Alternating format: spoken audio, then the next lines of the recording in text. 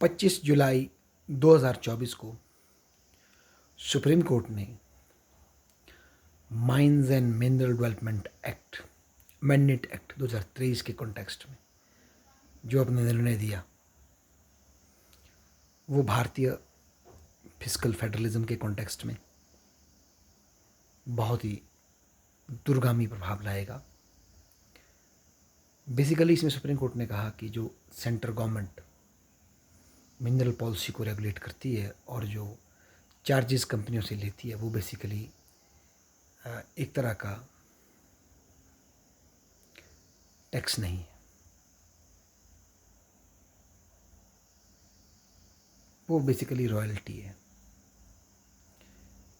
Royalty है तो tax लगाने की पावर जो है स्टेट्स के पास है। और ये जो रिज़ल्ट है ये काफ़ी समय से चले आ रहे लेजिस्लेशन मतलब लिटिगेशन का परिणाम है, क्योंकि स्टेट्स कई सालों से ये बात कर रहे थे कि उन्हें जो नेचुरल रिसोर्सेज उनकी भूमि से निकलते हैं उस पर टैक्सेस इम्पोज करने की पावर मिले, ताकि वो अपने स्टेट का वेलफेयर कर सकें, अपने लोगों की भलाई कर सकें। उनकी रिसोर्सेज बढ़ेंगे तो वो फिर उसका प्रयोग अपनी जनता की भलाई के लिए करेंगे। तो कोर्ट ने ये फैसला इनके पक्ष में दिया। बल्कि कोर्ट ने ये भी कहा कि 1 जून 1 ऑफ मंथ में तारीख बोल रहा हूँ 2005 से लेकर के 24 तक का सारा टैक्स रिट्रोस्पेक्टिवली स्टेट गवर्नमेंट्स को इन कंपनियों के द्वारा, जिसमें कि सार्वजनिक क्षेत्र की कंपनियां भी हैं और प्राइवेट क्षेत्र की माइनिंग कंपनियां भी हैं, के द्वारा 12 इंस्टॉलमेंट्स में दिया जाएगा। और इसकी जो कैलकुलेशन हो रही है वो बहुत बड़ी बन रही है और बहुत सी इंडस्ट्रीज़ की थिंक टैंक्स का ये मानना है, लॉबीज़ का ये मानना है कि भाई इससे तो हमारी मिनरल इंडस्ट्री बर्बाद हो जाएगी। इतना सारा रिट्रोस्पेक्टिव टैक्स देने से उन पर बहुत ज़्यादा बर्डन पड़ेगा और नई इन्वेस्टमेंट का रास्ता भी रुक जाएगा। और इस बात से कोई डाउट नहीं कर सकता कि जो प्रोडक्शन होती है बड़ी कम्पिटिटिव होती है, अगर कुछ भी एक्स्ट्रा बर्डन पड़ता है तो बर्बाद हो जाएंगे। परंतु ये भी सत्य है कि स्टेट्स जिनकी भूमि में खुदाई हो रही है उनका भी तो हक बनता है इस रिसोर्सेज में, और सेंट्रल गवर्नमेंट ने अभी तक इस पूरे रिसोर्स को कंट्रोल किया है 70 सालों के इतिहास में। तो अब वक्त आ गया है, सुप्रीम कोर्ट की रूलिंग का अगर कोई डायरेक्ट इम्पैक्ट है हमारी इकोनॉमी के चलने पे नेगेटिव, तो सेंट्रल गवर्नमेंट उसको चेंज कर सकती है कानून पास करके। और अभी जो सेंटर और जो कंपनीज का जो स्टैंड है वो ये है कि आगे से लीजिए आप टैक्स, पीछे को छोड़ दीजिए।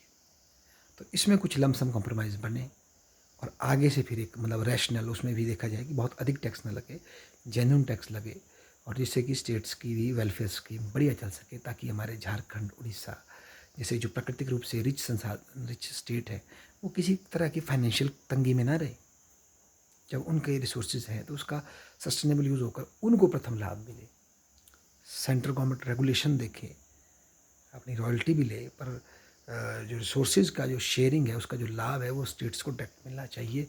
शायद यही भारतीय फेडरलिज्म के कॉन्टेक्स्ट से भी अच्छा होगा, और जो न्याय इन रिसोर्स रिच स्टेट्स के साथ प्रारंभ में ही फ्राइट पॉलिसी की वजह से, जिसके तहत अगर आप कोयला ढोते हैं झारखंड से बंगाल तक तो उसका किराया फ्राइट न्यूट्रलाइज किया गया नेहरू गवर्नमेंट में, उसका जो नुकसान हुआ जिसकी वजह से ये natural resource rich state industry develop नहीं कर पाए, उसकी भी कुछ हद तक भरपाई हम कर सकते हैं। कुछ लमसम पुरानी पेमेंट भी करनी ही पड़ेगी मुझे लगता है, तभी जाके इन स्टेट्स की जो पुरानी बैकवर्डनेस है उसको भरा जा सकता है। आखिर इसकी बैकवर्डनेस के पीछे भी गवर्नमेंट लेड इनिशिएटिव तो थे ही थे, और ये मूव कहीं ना कहीं फिस्कल फेडरलिज्म में भी हेल्प करेगा। और जब हमारी second level of governance state मजबूत होंगे तभी आगे लोकल गवर्नमेंट भी मजबूत की जा सकती हैं। जब स्टेट्स के पास ही रिसोर्सेज नहीं होंगे तो आगे किस तरह की मजबूती दी जा सकती है। पर यह भी सच है कि कहीं न्याय के चक्कर में हम जो गूज अंडे दे रही है उसको ना मार दें, वो बैलेंस बनाने की जरूरत बहुत ज़्यादा है। धन्यवाद।